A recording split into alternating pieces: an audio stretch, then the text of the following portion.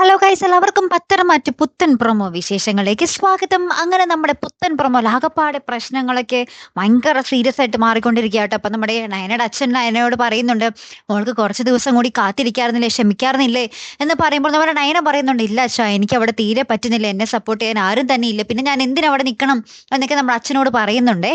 അപ്പുറത്താണെങ്കിലും നമ്മുടെ ദേവ്യാനി ആദർശിന്റെ അടുത്ത് ഭയങ്കരമായിട്ട് ദേഷ്യപ്പെടുന്നുണ്ട്, നീ എന്താന്ന് വെച്ചാൽ ചെയ്തു, ഇനി എന്നോടൊന്നും പറയണ്ട, അവളുടെ കാര്യത്തിൽ ഞാൻ ഇടപെടുന്നില്ല എന്നൊക്കെ പറഞ്ഞു. ദേവ്യാനിക്കൊന്നും തുറന്ന് പറയാനും പറ്റുന്നില്ല, എന്നാൽ ആ സങ്കടവും ദേഷ്യവും നടക്കാനും പറ്റുന്നില്ല. അപ്പൊ നമ്മുടെ ആദർശ് ഇങ്ങനെ പകച്ചൊക്കെ നിൽക്കുന്നുണ്ട്, അമ്മയ്ക്ക് ഇത് എന്ത് പറ്റി എന്നുള്ള രീതിയിൽ.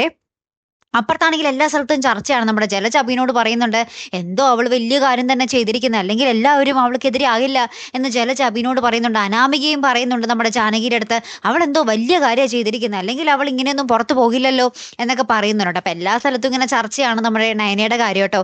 ഏറ്റവും ഒടുവിൽ നമുക്ക് കാണുവാൻ സാധിക്കുന്ന കാഴ്ച നമ്മുടെ നയന ഭയങ്കരമായിട്ട് കരഞ്ഞ് തളർന്ന് ഇങ്ങനെ സോഫയിലോട്ട് ഇങ്ങനെ വീണു പോകുന്ന ഒരു നിമിഷങ്ങൾ തന്നെയാട്ടോ കൂട്ടുകാരെ.